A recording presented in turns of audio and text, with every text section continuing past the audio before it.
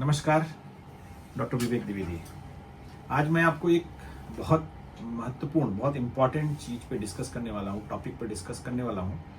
वो है कि एंटीबायोटिक का मिसयूज़। अभी आप पूछेंगे कि एंटीबायोटिक क्या है। तो एंटीबायोटिक जैसे कभी इन्फेक्शन वगैरह हो जाता है किसी को, आप एंटीबायोटिक ऑलमोस्ट ऐसा कोई आदमी नहीं जिसको मालूम ना हो। एडल्ट आदमी कोई भी हो, सबको पता रहता है एंटीबायोटिक क्या है। एग्जैक्टली भले ना मालूम हो, लेकिन नाम तो सबने सुना हुआ है। तो एंटीबायोटिक जैसे कभी किसी को इन्फेक्शन हो जाए, कभी किसी को कहीं पस नहीं आवे या इन्फेक्शन, किसी प्रकार का इन्फेक्शन होता है तो उसको एंटीबायोटिक देते हैं।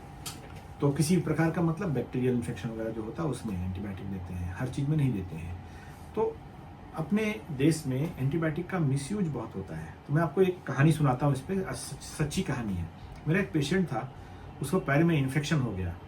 मेरे हॉस्पिटल में नहीं था, दूसरे हॉस्पिटल में, बड़े हॉस्पिटल में था। तो उसको मैं इन्फेक्शन हो गया तो मैं उसको दवाई वही दे रहा था, अपने हिसाब से जो भी दवाई देना था दे रहा था। बट उसके बाद हम लोग दवाई देने के साथ ही जहाँ से इन्फेक्शन था उसका ऑपरेशन करने के बाद उसका कल्चर भेजा हमने। कल्चर मतलब पता करते हैं कौन सा एंटीबायोटिक काम करेगा। कल्चर भेजा तो चूँकि बड़ा हॉस्पिटल था तो वहाँ पे सारे टेस्ट हो गए, सब कुछ हो गया। मालूम पड़ा कि सिर्फ एक एंटीबायोटिक को छोड़ के बाकी सब एंटीबायोटिक का रेजिस्टेंस आ रहा था। रेजिस्टेंस का मतलब होता है कि वो एंटीबायोटिक कोई भी एंटीबायोटिक उस पेशेंट में काम नहीं कर रही थी और उसको इन्फेक्शन कंट्रोल में नहीं आ रहा। बड़ी मुश्किल से सब टेस्टिंग वस्टिंग करके तब एक एंटीबायोटिक का उसमें सेंसिटिविटी आई। सेंसिटिविटी मतलब एक ही एंटीबायोटिक काम कर रही थी, बाकी कोई भी एंटीबायोटिक काम नहीं कर रही थी। तो उसका ऐसा क्यों हुआ? तो हमने कहा कि जब ठीक तो हो गए, बाद में दवाई दिया उनको, वही एंटीबायोटिक जो सेंसिटिव था वही दिया, ठीक हो गए। लेकिन बाद में जब हमने उसका पूरा हिस्ट्री निकाला तो मालूम पड़ा कि वो एंटीबायोटिक को वो पेशेंट चने बटाने के जैसा खा रहे थे। चने बटाने के जैसा मतलब यहाँ की लोकल भाषा में बोलते हैं कि चने बटाने का मतलब होता है कि जैसे कुछ भी खाते रहे, जैसे चना बटाना खाते ना, चना खाते, चना और कुछ भी खाते, ऐसा मतलब जब मर्जी है मेडिकल स्टोर से गए और चना बटाना खा लेते, तो वैसा करके खा रहे थे। तो उसकी वजह से उनको एंटीबायोटिक काम नहीं कर रही थी, तो उसको मिसयूज बोलते हैं, तो जो कि नहीं करना चाहिए। अभी यहाँ पे मैं देखता हूँ, कभी भी मैं ये जागरूकता के लिए मैंने आप लोग को बताया है कि कभी किसी को बुखार हुआ, खांसी आई, कुछ भी हुआ, अपने मन से गए मेडिकल स्टोर पे, जरा एंटीबायोटिक दे दो, जरा कोई दवाई दे देना, वो 2-4 एंटीबायोटिक दे देगा, चार टिकिया दे देगा, खा लिया, बुखार तो वैसे भी ठीक हो जाता है। तो एंटीबायोटिक का यूज करने के पहले बहुत बुद्धिमानी पूर्वक यूज करना चाहिए। डॉक्टर्स के लिए भी है, मैंने देखा है बहुत सारे डॉक्टर्स भी एंटीबायोटिक बहुत ज़्यादा देते हैं। मतलब जहाँ जरूरत है वहाँ दो। जैसे खांसी हो गया, जुकाम हो गया, तो डॉक्टर्स को समझ में आता है कि वो किस टाइप का है, वायरल है। जैसे वायरल आजकल बहुत सारे जुकाम लोगों को हो जाता है, सीजनल रहता है। बहुत सारे उसमें केसेस ऐसे रहते हैं जिनको वायरस से होता है। वायरल इन्फेक्शंस में एंटीबायोटिक देने का जरूरत नहीं है।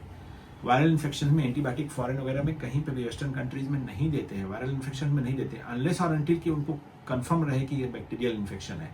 और उसकी अपने तरीके हैं, वो लोग कल्चर करवाते हैं, कल्चर करने के बाद देखते हैं, फिर करते हैं, कभी कभी देते हैं, पहले से भी दे देते हैं, लेकिन उनको डॉक्टर को समझ में आता है कि बैक्टीरियल है कि वायरल है।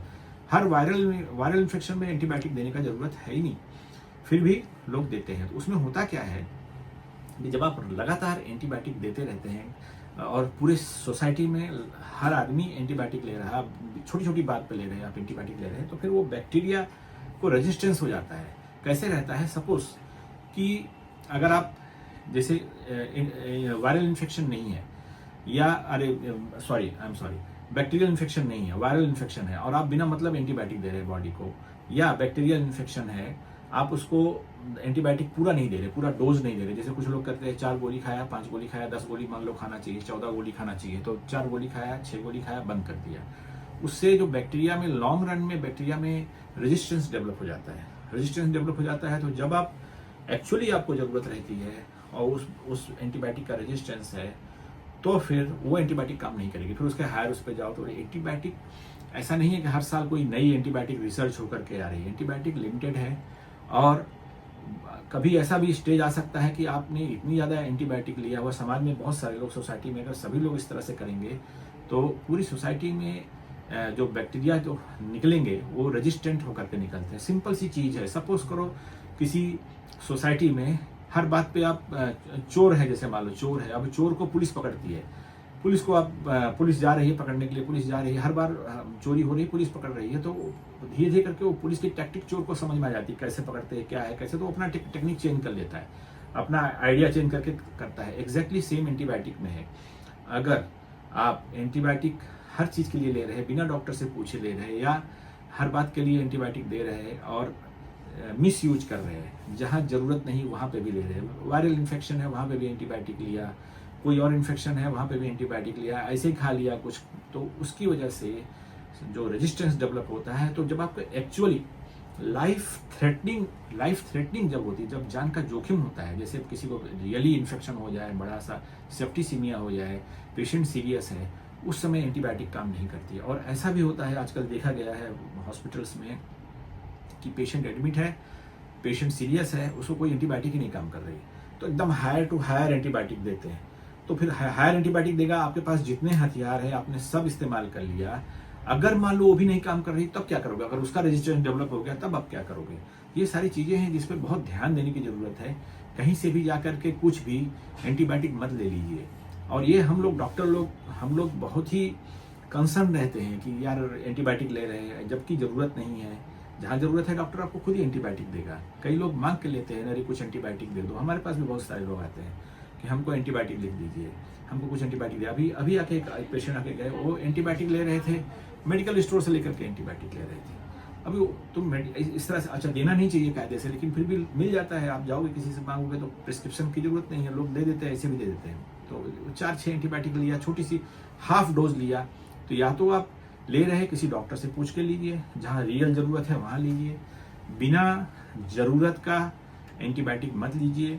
बिना ज़रूरत का एंटीबायोटिक लेंगे, हर बात के लिए एंटीबायोटिक लेते रहेंगे, आपकी बॉडी रेजिस्टेंट हो जाएगी। जब कभी लाइफ थ्रेटनिंग कोई प्रॉब्लम हो गई या जान का कभी जोखम हुआ जहाँ पे ज़रूरत है एक्चुअली एंटीबायोटिक की, तब उस समय वही एंटीबायोटिक काम नहीं करेगी, फिर हायर एंटीबायोटिक पे जाना पड़ता है। और जब सोसाइटी में मेजॉरिटी लोग ऐसा करने लगते हैं, तो फिर उस सोसाइटी में इन जनरल वो एंटीबायोटिक का रेजिस्टेंस डेवलप हो जाता है। फिर जब वो रेजिस्टेंस डेवलप हो जाता है, धीरे धीरे करके हायर एंटीबायोटिक पे चले जाते हैं लोग। और एक लिमिट आएगी, जब हायर एंटीबायोटिक भी काम नहीं करेगी तो फिर तो कुछ भी नहीं कर पाएगा, डॉक्टर कुछ नहीं कर पाएगा आपको, अगर आपको कभी ज़रूरत पड़ गई एक्चुअली। तो इसलिए कभी भी सबके लिए है, ये किसी एक व्यक्ति के लिए नहीं है, सबके लिए है कि एंटीबायोटिक की जहाँ ज़रूरत हो वहीं पे एंटीबायोटिक लीजिए, हर बात पे एंटीबायोटिक मत लेते रहिए। और ये डॉक्टर्स के लिए भी है जो हर बात पे एंटीबायोटिक, अभी जैसे एक मैंने देखा है, एक एंटीबायोटिक है, बहुत हाई एंटीबायोटिक है, मेरोपेनाम। मैंने देखा है सिंपल बुखार में भी उसको एज अ प्राइमरी एंटीबायोटिक जैसे यूज करते हुए, आईवी इंजेक्शन मैंने देखा लोग देते हुए, जबकि ज़रूरत नहीं है। लेकिन क्यों देते हैं मुझे नहीं मालूम, क्योंकि वो एकदम हायर एंटीबायोटिक है, एकदम टॉप की एंटीबायोटिक है। बेसिक एंटीबायोटिक जो होती है, जो ज़रूरत है, जहाँ पे बेसिक वाली एंटीबायोटिक पहले देना चाहिए, फिर उसके बाद एक एक लेवल ऊपर जाते हैं और वो सब कल्चर वल्चर करके देते हैं। बहुत सारे उसका सिस्टम है, ऐसे हर जगह पे हर एंटीबायोटिक नहीं दे देते। और एंटीबायोटिक का तो यूज ही ज़्यादा नहीं करना चाहिए। आप देखेंगे वेस्टर्न कंट्रीज़ में, जहाँ पर डेवलप कंट्री है, जहाँ काफ़ी कंट्रोल है, जहाँ पे काफ़ी कंट्रोल है, हेल्थ फील्ड बहुत ज़्यादा कंट्रोल है, अपने यहाँ भी कंट्रोल है लेकिन उनके यहाँ ज़्यादा कंट्रोल है। वहाँ पर आपको कोई भी एंटीबायोटिक किसी भी मेडिकल स्टोर में जाके आपको नहीं मिलेगी जब तक डॉक्टर ने प्रेस्क्राइब नहीं किया है। और डॉक्टर एंटीबायोटिक प्रेस्क्राइब करने के पहले कंफर्म करता है कि बैक्टीरियल इन्फेक्शन है कि नहीं है, अनलेस और अनटिल की लाइफ थ्रेटनिंग है, इमरजेंसी है, जहाँ देना ही है, अदरवाइज वो कंफर्म करके तब देते हैं। ऐसे हर बात पे एंटीबायोटिक नहीं देते हैं। तो आज का ये मैं जो आपको बताने का था कि एंटीबायोटिक का मिसयूज मत करिए। और एक चीज़ और, ये पेशेंट के लिए एज वेल एज डॉक्टर्स के लिए भी एक चीज़ और मैं आपको बोलना चाहूँगा। एक कहानी सुनाता हूँ, बचपन में मैंने सुनी थी कि एक आदमी था, वो रोज बच्चा था, वो कहीं जाता था जंगल में और रोज बोलता था भेड़िया आया भेड़िया आया। तो लोग दौड़ के आए, भाई क्या हुआ, भेड़िया आया? तो मालूम पड़ा भेड़िया नहीं आया। फिर ऐसे कई बार किया, एक दिन सही में भेड़िया आ गया, फिर चिल्लाया तो लोग गए ही नहीं, उनको लगा इसे झूठ बोल रहा है। और भेड़िया ने क्या किया बताने का जरूरत नहीं है। एंटीबायोटिक ऐसे ही है, आपको इन्फेक्शन नहीं है, आप चाहे प्रिस्क्रिप्शन चाहे बिना प्रिस्क्रिप्शन का, अगर आप रेगुलर एंटीबायोटिक ले रहे हैं, बात पे ले रहे हैं, हर बात पे ले रहे हैं, एंटीबायोटिक ले रहे हैं, लंबे समय तक लिया और समाज में बहुत सारे लोगों ने ऐसा किया, तो एक्चुअली जिस दिन सही में भेड़िया आ जाएगा, जब सही में इन्फेक्शन हो जाएगा, तो वो एंटीबायोटिक जो आप ले रहे थे बिना मतलब का, वो काम नहीं करेगी। और काम नहीं करेगी तो आपको बताने की जरूरत नहीं, लाइफ थ्रेटनिंग प्रॉब्लम कुछ हो गई, कभी हो गया तो बहुत मुश्किल हो जाती है। तो इसलिए इस पर जागरूकता फैलाने की ज़रूरत है। और आप लोग कभी भी बिना ज़रूरत के अपने मन से तो एंटीबायोटिक लीजिए नहीं। जब ले रहे हैं, कोई डॉक्टर प्रिस्क्राइब कर रहा है तो ही लीजिए, और हर बात के लिए एंटीबायोटिक मत लीजिए, और थोड़ा जागरूक बनिए। मिलते हैं फिर नए टॉपिक के साथ बाद में। नमस्कार।